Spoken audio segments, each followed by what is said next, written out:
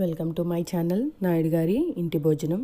Today's recipe palak rice or పాలకూర rice అండి. Palak rice కోసం నేను ఒక బాండీ పెట్టుకున్నాను. బాండీలో కొంచెం బటర్ వేసుకున్నాను. బటర్లో ఒక 10 నుంచి 12 వరకు వెల్లుల్లి రెబ్బల్ని నేను ఫైన్గా చాప్ చేసుకొని వేసుకున్నాను. దీంట్లోకి ఒక 2 పచ్చిమిరపకాయలు చీలికలు వేసుకున్నాను. ఇవి వేసుకొని దీన్ని ఈ వెల్లుల్లి రెబ్బలు లైట్ గోల్డెన్ బ్రౌన్ కలర్ వచ్చే వరకు వేపుకోవాలి. బటర్లో వేగిన తర్వాత చాలా మంచి అరోమా ఇస్తుంది వెల్లుల్లి రెబ్బలు. వెల్లుల్లి ఆరోగ్యానికి చాలా మంచిదండి. ఇట్లా రైసెస్లో కొంచెం ఎక్కువ వేసుకొని తినడానికి ట్రై చేయండి. ఎందుకంటే పప్పులో వాటిలో చాలామంది తింటారు, కొంతమంది ఇష్టపడరు. కానీ ఇలా వేగితే అది మీరు చక్కగా రైస్లో కన్జ్యూమ్ చేసేస్తారు. కాబట్టి రైసెస్ చేసినప్పుడు కొంచెం ఎక్కువగా ఇంక్లూడ్ చేసుకోవడానికి ట్రై చేయండి. గార్లిక్ని చాలా మంచిది ఆరోగ్యానికి. ఇది గోల్డెన్ బ్రౌన్ కలర్ రావాలి, అంతేకాని మాడకూడదు. మాడితే రుచి మారిపోతుంది. జాగ్రత్తగా వేపుకోండి. అడుగు కూడా పడుతుందండి. మీరు నాన్ స్టిక్ ప్యాన్స్లో వేసుకున్నా లేకపోతే ఐరన్ కడాయిల్లో వేసుకున్నా పర్లేదు, కానీ కొన్ని కడాయిలకి అంటుతుంది. సో జాగ్రత్త కలుపుకుంటూ వేపుకోవాలండి, లేకపోతే కింద అతుక్కుపోతుంది.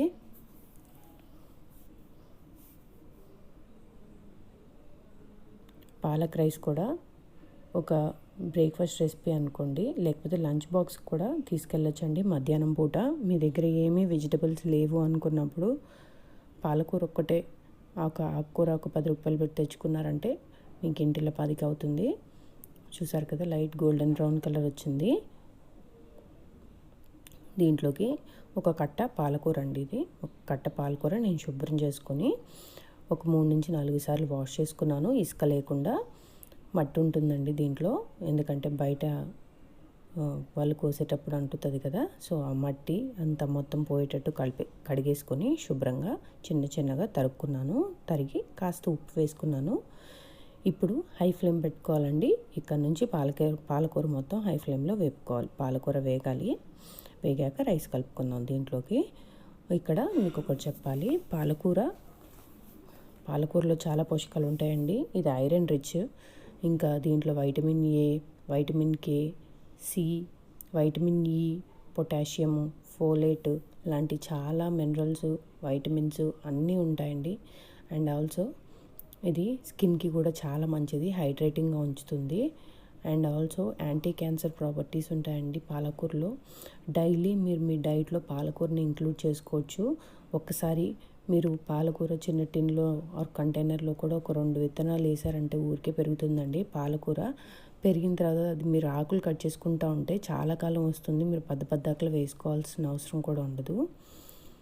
ఒక 2-3 ఆకులు రోజు తెంపుకొని మీరు ఏ కూర వేసుకుంటే ఆ కూరలో కరివేపాకు ఎలా వేసుకుంటారో అలా పాలకూర వేసేసుకోవచ్చు.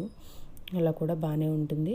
లేదంటే మీరు తెచ్చుకున్నప్పుడు ఒక్కసారి కొంచెం నూనె వేసుకొని సన్నగా తరిగేసుకొని ఫ్రై చేసుకొని ఫ్రీజర్లో స్టోర్ చేసుకున్నారంటే ఎప్పుడు కావాలంటే అప్పుడు పాలకూర వాడుకోవచ్చండి.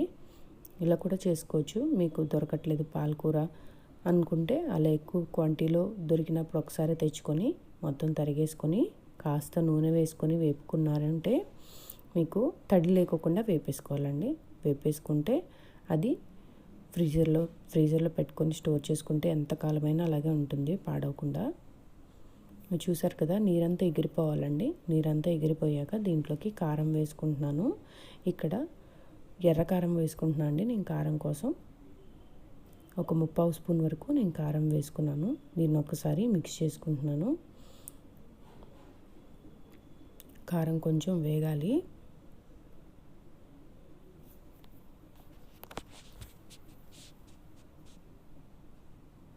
చూసారు కదా, కారం వేగింది.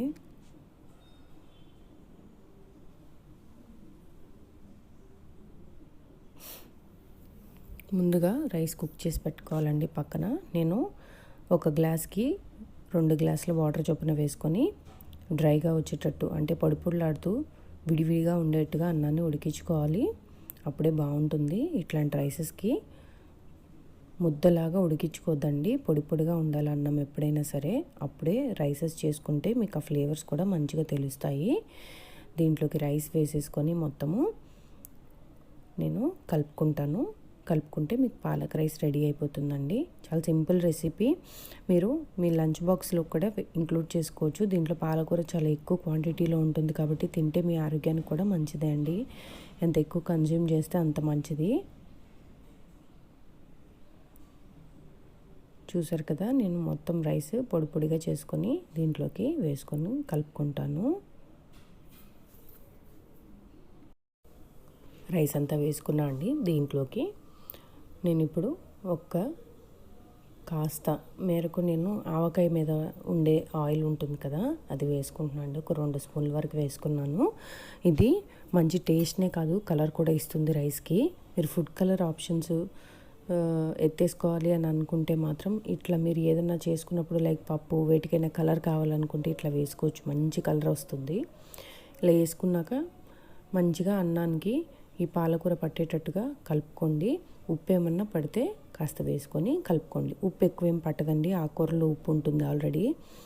సో ఉప్పు సరిపడా చూసుకొని మంచిగా మిక్స్ చేసుకోండి. మిక్స్ చేసుకుంటే మీకు పాలకూర రైస్ రెడీ అయిపోతుంది.